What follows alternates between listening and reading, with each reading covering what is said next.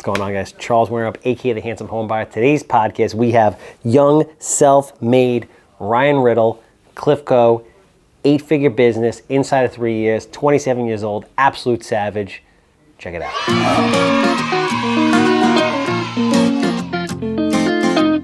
Yeah, kid. Welcome everybody back to another episode of the Handsome Homebuyer podcast. My name is Charles, AKA the Handsome Homebuyer, AKA Captain Permit, AKA you've been off the hook for a couple of weeks. Come on, bring it in, bro. El Judío Maravilloso. No, come here. El Judío Maravilloso. Hold on. Just do a little shimmy for a minute. Channel your inner Latino. Because you are part Latino, sort of, right? No, not really. Don't Filipinos have a little bit of Latino? I guess if you go far deep into the ancestry. Well, pretend that you have some inner Latino. Okay. And channel it. All right, you guys show me. Can you show me? How do I shimmy? It's more of like it's like a relaxed, it's a relaxed flow. It looks good. For your first time, it looks good. Thank you. Now hit it. Try. Hit it.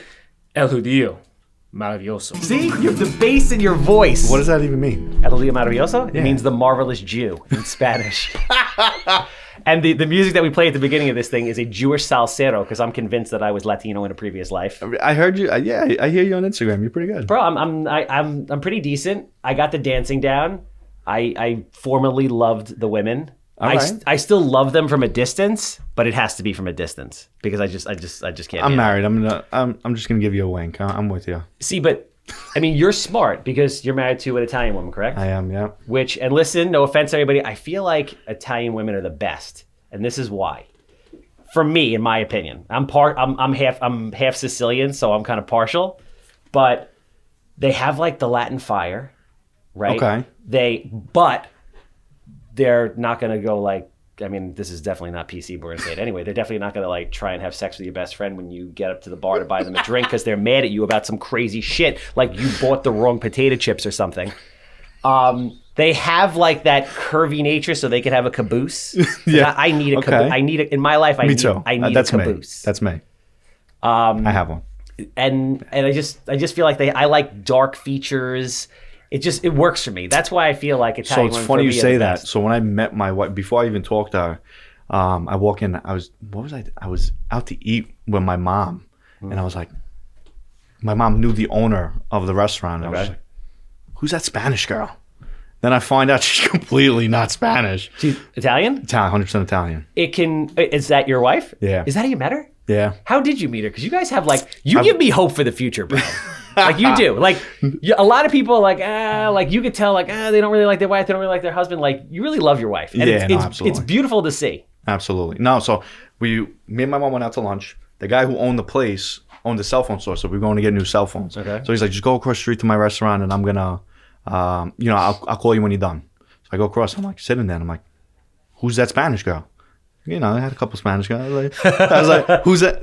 I started talking to her completely not Spanish. I went on a date with her, I think, the first one, completely thinking she was Spanish until I realized that she's not Spanish at all. Oh, Levy, I digress. Before we get into this, because I have to obviously tell everybody who you are, what you've done, then we got to get into like the real shit of it. You know who also is a character, Levy? No, tell me. Captain Permit. 516-513-8838. If you need plans, you need permits, you need anything permit related, we got you coast to coast, tip to tip. And by that, I mean Queens to Montauk, legalizations, interior alterations. Let me tell you from personal experience, and I'm not too proud to say this, the towns are back out, people. You could have skated it a little bit the last year. It was COVID. They didn't really give a shit. Now they are out shutting down job sites left and right, and that is not what you want. Jams you up for months, costs a ton of money. Hit us up, talk to Mike. He'll take care of you, 516-513-8838. Obviously, if you have a house that smells like cat pee, is dated from the 1960s, garbage, mold, behind on your mortgage, haven't paid your taxes. I forget anything? No, I think you pretty much got everything in. I want to buy it. 516-777-SOLD. As well, we got the text platform popping off, 516-871-3511. If you have any questions regarding real estate, property management, you name it, whatever I have inside this elongated skull of myself, I'm happy to share with you. It is me. It is not a bot. I get back to people once or twice a day. So text me anything.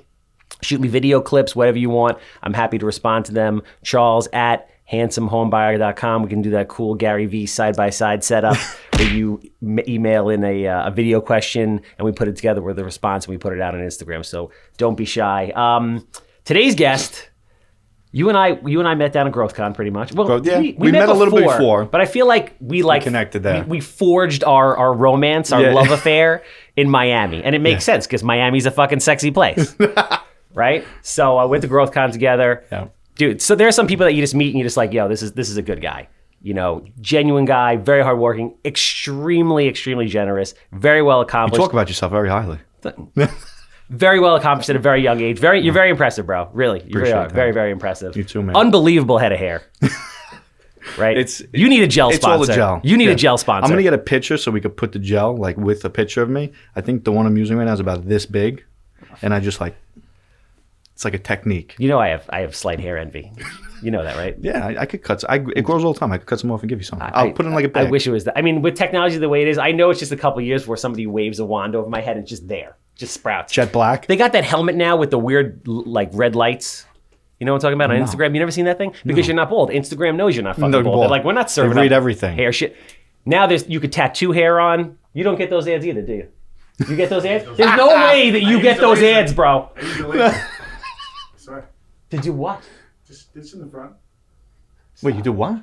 I used to laser. I have. Stop it. I have it. Really? Yeah. Does it work?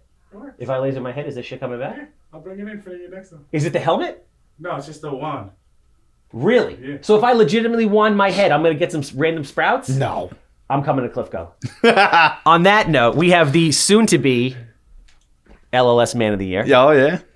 2021, in my opinion. I'm biased. Formerly a chef, unbelievable work ethic. Now in the last 3.5 years has built a 10-figure mortgage business with Cliffco. 27 years old. Big things happening. We can't talk about all of them yet. Getting into the event space. It's just, bro, you're a fucking shot taker. That's why I love you, because you fucking take shots. Yeah, I mean, that's just how I always was. And that's how I got into the mortgage business pretty much. So, you know Adam. Ryan Riddle. Cliffco Mortgage. We're like, he's going off. We don't know who he is. He's Ryan Riddle. So I met Adam. We'll talk about what you did before that, actually, because it's interesting. A lot of people I know that are like really go-getter hard workers that are like really running shit, either were bartenders or in the restaurant business. So it's interesting. I don't know. There's some kind of similarity between the work ethic there, I think, and just it's the people hustle. skills, the interpersonal people skills. So it's completely the hustle in the restaurant business. That's what I used to love. I used to love like a Friday night getting crushed. You had somebody cut their finger off, like you need a person. Did that fucking happen? You know? Yeah, it happened a couple times. It happens. Right. That meal still went out. It was good. Extra flavor.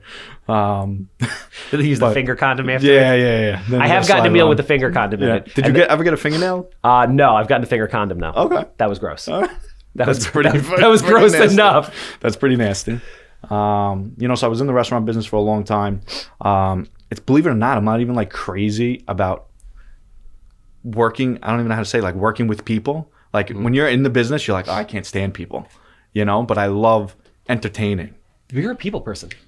People say that. And I just love entertaining. And you really like entertaining. Like we go out to a restaurant and I feel like you're entertaining in somebody else's restaurant. Love it. It's just like your personality. Yep. It's just what you like. It makes sense. Yeah. And it's probably really helped your business. It's probably part of the reason why you grew your business. That's just the way you are. Yeah, so we'll get to how I grew my business on that end. But, so in the restaurant business, I was flipping a couple of houses while I met a couple gentlemen in the restaurant business. And the one guy owned, I think it was like 1,000 units around here between Connecticut and New York.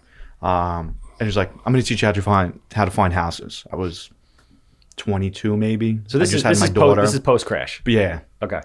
Yeah. 2015, 2016. Yeah. I was Market's still rocking. Yeah. I was in pre-crash. I was in someone's basement crushing a 12-pack of Natty Light. I'm old. Yeah. Thanks, dude. Thank you. So he's like, I'm going to teach you how to find houses. I would go to his office, take a look at his portfolio. Impressive guy. And then he wasn't at my speed, right? Like he already made it to where he needed to go. Yeah. So I was like, every day I was just out there going, trying to find different people. Yeah. Exactly. So I was still in the restaurant business at this point. And I met Adam. How did you guys meet anyway? He's good friends with my father-in-law. Okay. So he was at one of our family parties. And my father was like, meet go meet Adam. He flips houses or whatever the case is. So I start talking to him. He's like, yeah. He's like, let's flip a house together. You should learn the mortgage business. And I'm like, dude, I'm not a salesman. I'm like, I don't know if I could do the mortgage business. He's like, no, you just got to come in and try. And I'm like, so I quit the restaurant job like cold turkey. I couldn't. It was either at that point I was either going to open up my own restaurant or I had to get out of it completely. Would you like to have your own restaurant one day? Love it right now. I would go do it right now. If I had the time, I would do it right now. Just as a hangout. Yeah, I don't even know if I would charge people. Yeah. I just want to hang Just out. for fun. I want that place where you could just be like, we're going to go over there. We're going to go hang out over Italian there. food, obviously. Yeah, Okay. absolutely. Maybe a little Mexican. I like Mexican food. yeah? I like Mexican food. There you go. Dude, we're doing Handsome Eats. We're doing tacos next. You're one of my We have a guests. Cinco de Mayo party at Cliffco. Oh, yeah? Yeah, we're doing a whole parking lot. What does that look like? I have no clue. We're trying to create it though. I love it. Yeah. See, that's what I love about you. Like you do shit. If Adam, there's any too. bartenders out there, I'm not going to say the assets that you need to have, but if there's any bartenders, we're looking to have a really good party. That's why I love. I mean, got to give credit to Adam too. Like you and Adam, very similar personalities in the sense that it's like shoot, point, go, like go, point, shoot, whatever that is. Like you guys just you go, you do it. Yeah. Like I always say, success is like 85% balls and 15% preparation, but when the two of them meet together, it's fucking nasty. Like you guys are proof of like you just go. And I actually want to talk about that. Brings me into something. We'll end up coming full circle. We bounce around a lot. Failure, right? Yeah. You can't have success without failure. You guys, I mean, you've taken a lot of shots at a young age. Any failures? And talk to me about it, because I think a lot of people, even micro failures, like you need to. I just had a huge failure in Oceanside, right? I mean, it was a great learning experience. We were doing that assisted living facility. It ended up not getting approved to go through. A lot of money, a lot of time, a lot of people that bet on me, and we lost. We gave it everything we could. Couldn't have done any better, but we lost. Somebody like yourself, I think people have a big risk aversion, right? Fear of taking risks. You fucking take heavy risks every day, bro. We're going to talk about the event space later and what you're getting into, but how do you mitigate fear, or do you even have it? And then talk about some of the failures that you've had. I think what helps me not have the fear, I don't have the fear of losing because I have cash flow, right? So I think it's a combination of both. Mm-hmm. So you can't compare the two, right? So someone who has no fear and puts all their balls on the table and is going after it and really doesn't have either cash flow or they're really putting everything on the table, it's two different things. Mm-hmm. So I do throw, Adam too, we do come up with ideas and we just run with them. But everybody has failures. I'm doing it. I just flipped a house in Hicksville. Mm-hmm. I bought it in the middle of COVID. I didn't want to ruin the relationship that I bought it with. Didn't expect to make anything. I'm not making anything, right? I just enjoy it though. I enjoy doing it. Yeah, it's fun. Yeah. But even at the beginning, like you went from, so you were in the restaurant business. Yeah. You're a classically trained chef. You can cook, right? I could cook. I don't cook a lot, but I can get it done. Even going from, being a chef to being in the mortgage world, like that was a big change. I was going to jump out a window. The whole first year, I'm like 3.5 years in. The first year, up until like the end of the first year, I'm like, I don't know if this is for me. But I want so when I start something, like I gotta try to be the best, right? Like you're the number one fix and flip investor on Long Island. Like I gotta be the number one, So there's a couple of things that are gonna come out soon that I think marks me in that category for number one in certain things. But the whole first year was like I think my whole first year was a failure. Why do you say that? I just didn't reach my personal goals. The business was tough when I started. I started in 2018. Rates were going into the fives. I don't even know what a mortgage was. I remember the first week I started, Adam's calling me up. He's like, hey, I'm heading to the office. Where are you? I'm like, I'm in Manhattan. He's like, dude, that's not our market. I'm like, no, I'm going to come back with something. And I would come back with something. I'd walk into the restaurants, come back with a bank statement program, come back with something. But it just, I don't know. I didn't reach any of my personal goals. Adam's described you as a natural in the mortgage business. And I remember he told us a story about he did a loan for you, right? And you basically processed your own loan. Tell that story because I think that's very cool. Yeah, so I was buying my first house. I was 22, 23. I was buying my first house, and so my phone was like, just use him. And that's how I met him at the party. He was doing my loan.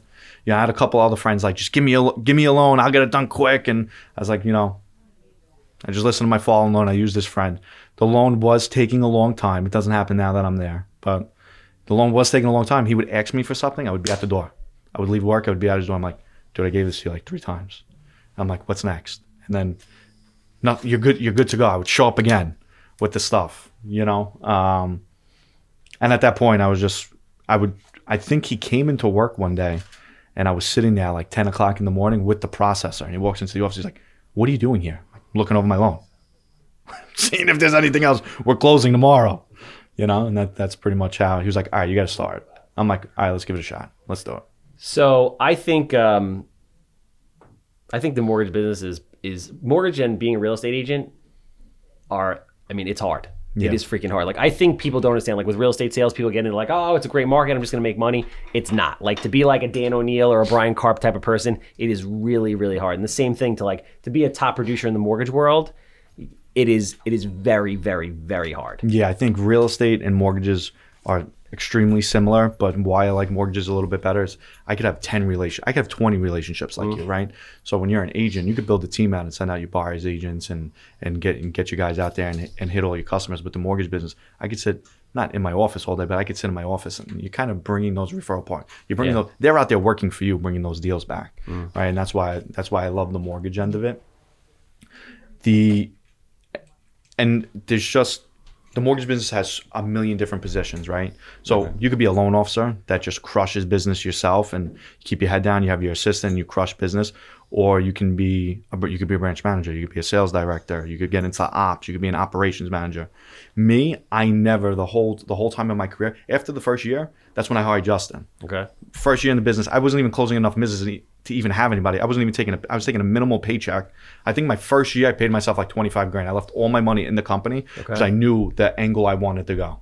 I wasn't gonna be that loan officer that was in the business for 20 years. I made great money, would close 8 to 10 deals. I didn't want to be that person. I wanted to have that team. I wanted to be able to do the events that we're going to talk about.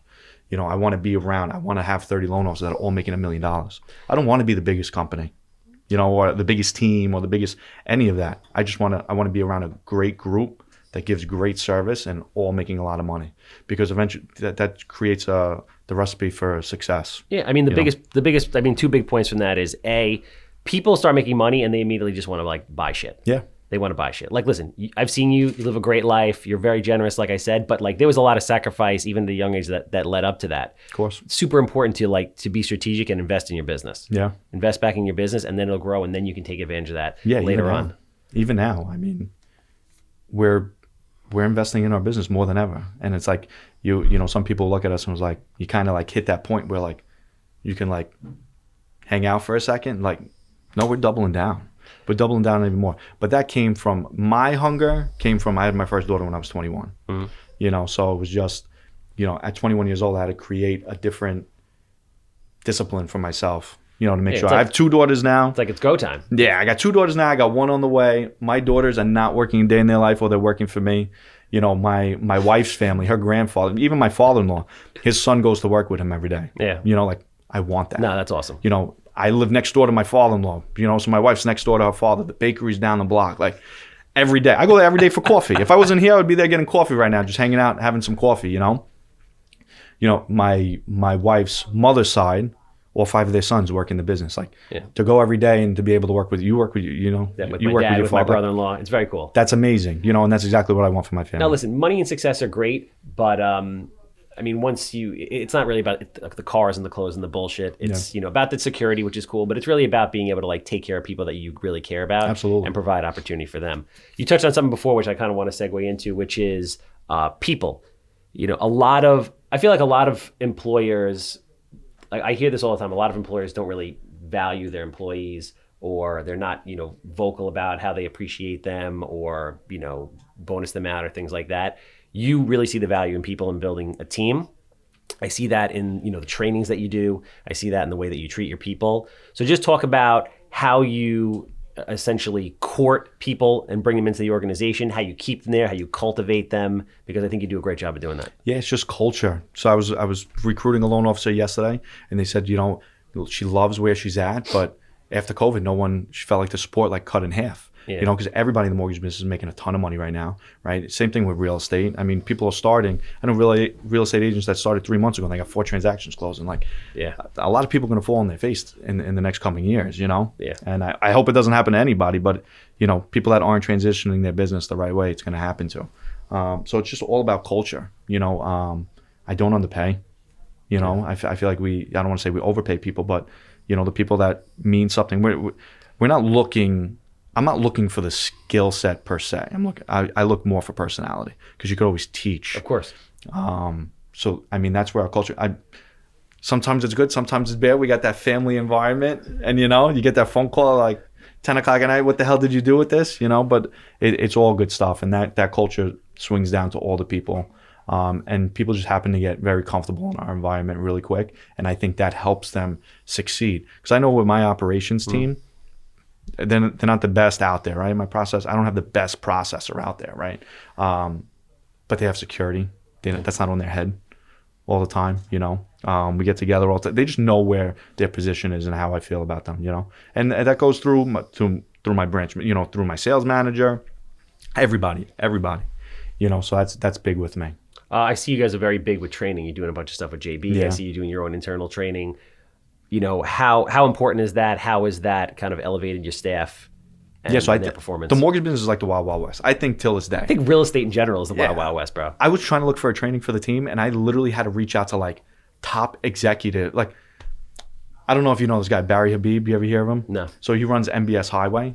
Like if you're in the mortgage business, like you're watching MBS Highway to see like you get rate updates and everything, you know? I had to reach out to this guy. I'm like, I need to get the best. I'm like, who do I reach out for training? And he was like, call this guy. And I'm like, all right, what's your next two options? He's like, just call that guy. Like there's nobody out there. Yeah. There really isn't. So I bought 2 programs. I give it to everybody. The one thing that's different about how my team operates is, you know, a lot of companies, depending on who you are, the volume to do, the team you are, and the position you're in, is what your pricing reflects. We give raw pricing across the board to everybody, so you can give the best rate to your customer. But we don't. A lot of teams, the managers are pocket shy. Okay. They don't see, right? We were just talking about investing in your business. Yeah. They don't see what you're losing by not investing. So explain to people how the mortgage world works in the sense that, you know, there's kind of like Cliffco, the mother company, and then there's branches, and essentially people own and operate and run their individual branches, and they're running their own businesses essentially. Yeah. Because I think a lot of people don't understand how the mortgage world comes together. Yeah. So just say, for example, like we have Cliffco, right? So Cliffco's the mother company, and then there's branches and there's LOs in between, right? So there's Cliffco corporate, and there's just loan officers that do their own thing and use, you know, company processors and company openers. There's other branches that just concentrate on sales and use the company's operations team to process their loans. For example, my branch, I have my own opener, I have my own junior processor.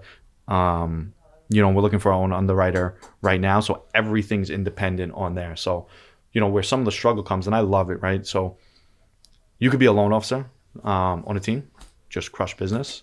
Or you can be a team that works at a larger national company. You just got to worry about sales. You know, having your own team and doing it this way, you got to worry about processes. You got to hire. You know, there's so many different personalities that you got to blend together, and so many different positions that you're not just worrying about sales. And that's what I think is extremely important when you're looking for a referral partner. Real estate agents, when you're looking for a referral partner, a consumer, when you're looking to get a mortgage, who are you working with? I'm not saying that loan officers that are just by themselves don't have the same feel and understanding about the business. We have an originator in the company. He's probably the best mechanic I've ever seen. Paul Montesano, he's my man. He's the best mechanic I've ever seen on a loan. But he lives the Long Beach life. I just love that his name is Montesano, and you said he's the best mechanic. It's just fucking great. Keep going.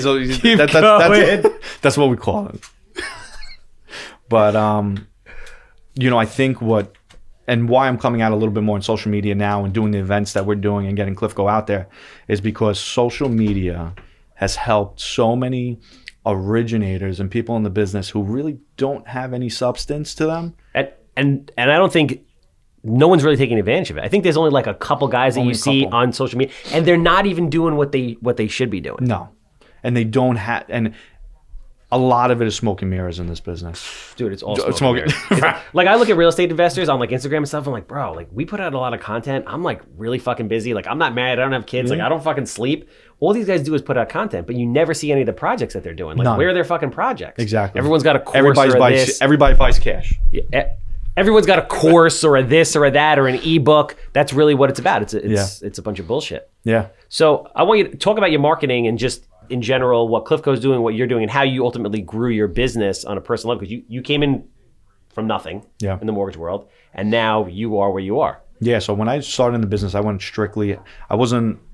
Cliffco's not really a refi shop. You know, we're not phone bangers, killing the phones. Where it was all personal relationships. Okay. So I started that. It's mostly purchase business? Yeah, we're heavy purchase business. Even now. Does that...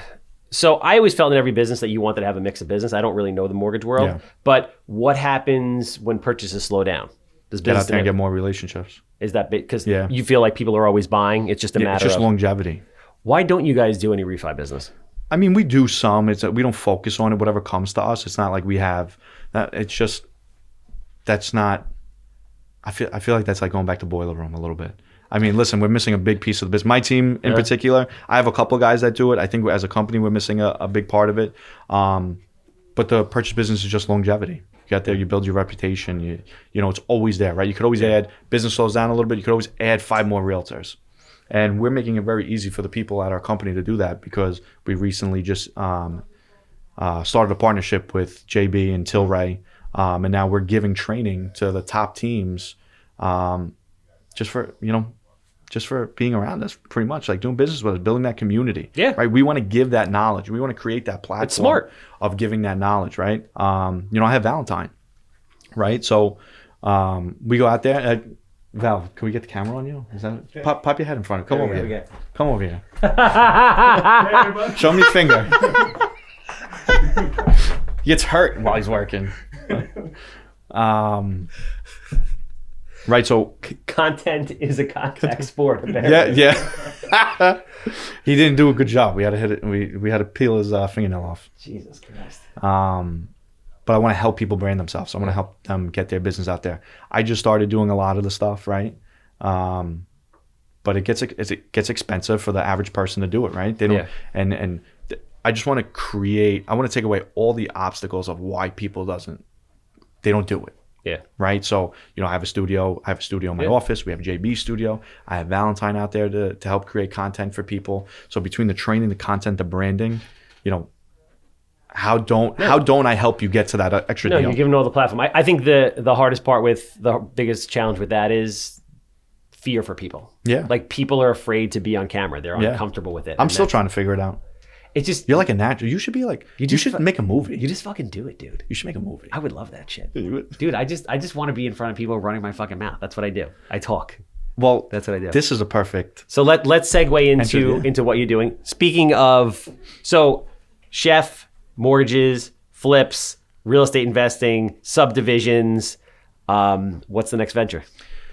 So, I think you said it before, but I'm running for Man of the Year 2021 for LLS.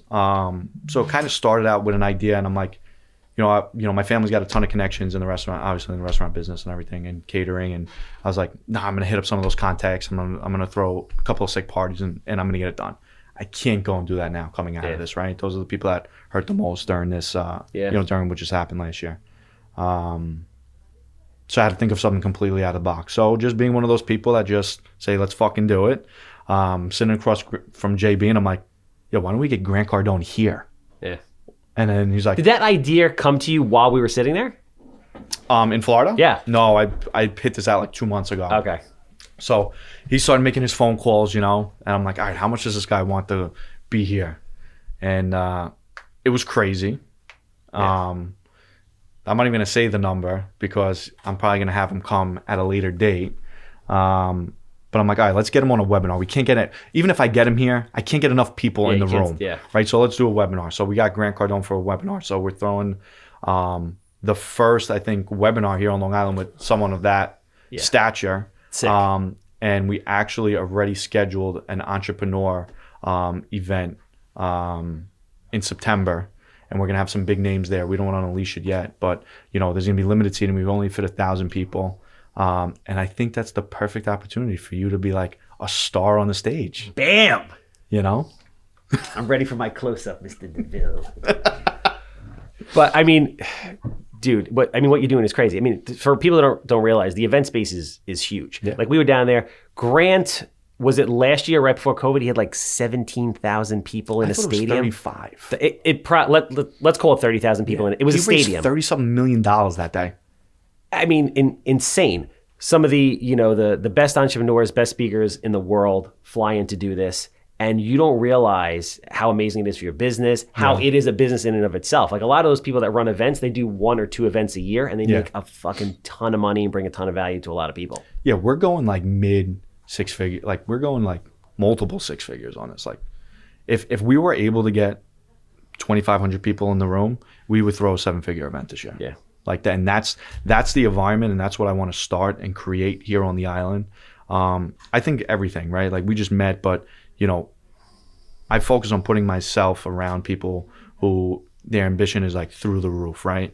You know, a lot of people don't say like I want to put myself around millionaires. I want my team members to be around me. Like I want everybody just to have that goal. And it's not about the money. It's just what the money gives you the ability to do, the people to meet.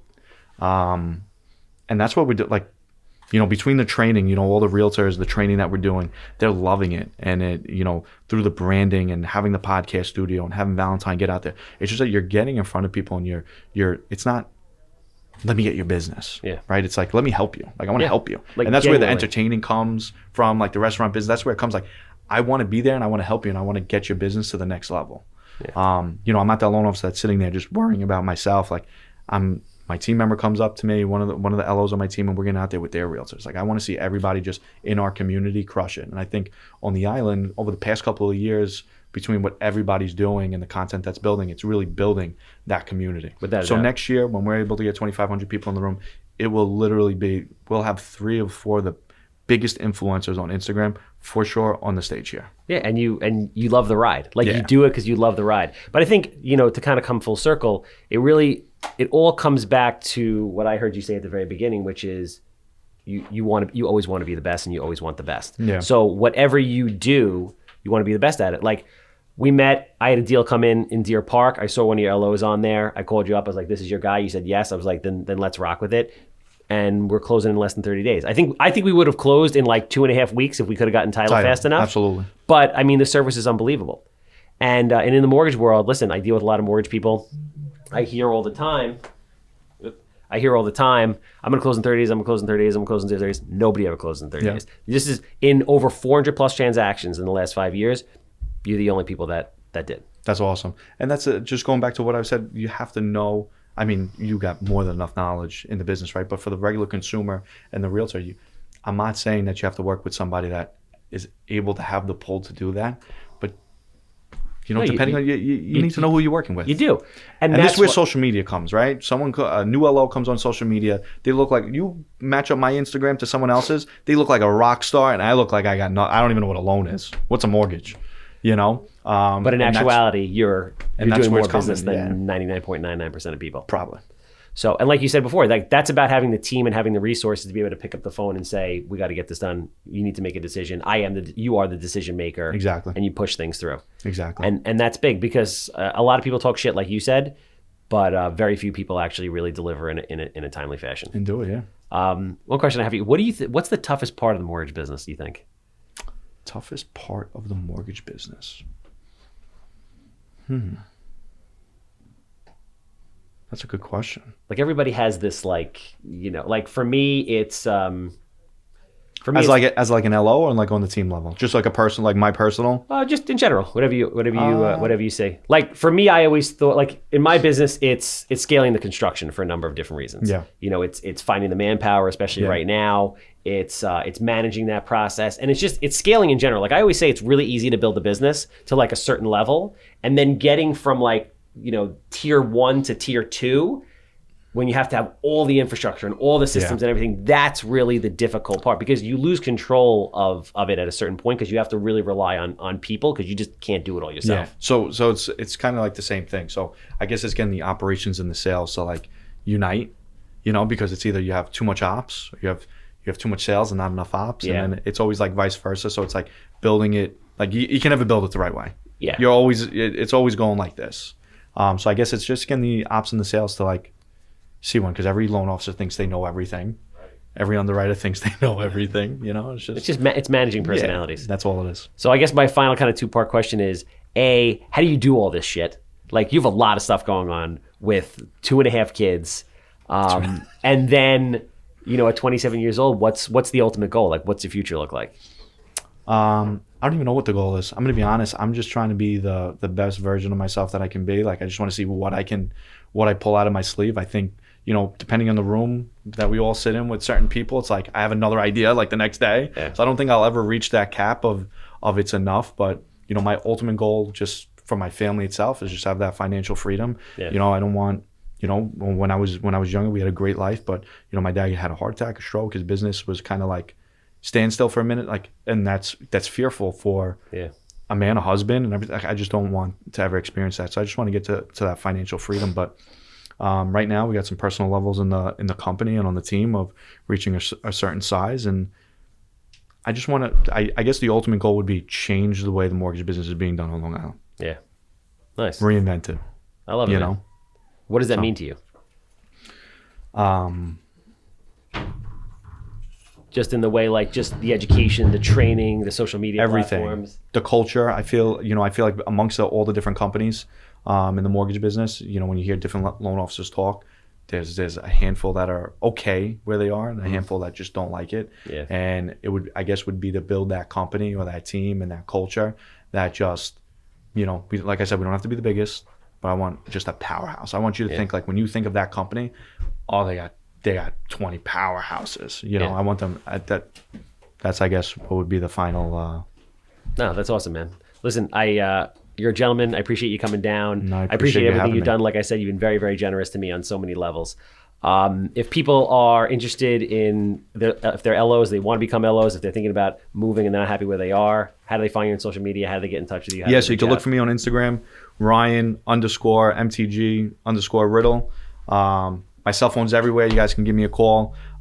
It's just about what we offer. And the one thing I tell everybody from how I started, I'm not where I am because I know more than you or I'm better than anybody. It's the people I put myself around. That's it. It's the people I put myself around. 100%. You know? I mean, that elevates you to another level, that gets you going, that gets you motivated. Beautifully said. Beautifully said. Awesome, man. Obviously, I'm the Handsome Homebuyer. If you have a house that smells like cat pee, land, commercial property, I don't care. If God created Dead it and it can't bodies. be moved, sometimes there's dead bodies, usually animal bodies, not people bodies. I want to buy it. 516-777-SOLD. And obviously, if you have a permit problem, you got to hit up the captain, 516-513-8838. That's a wrap.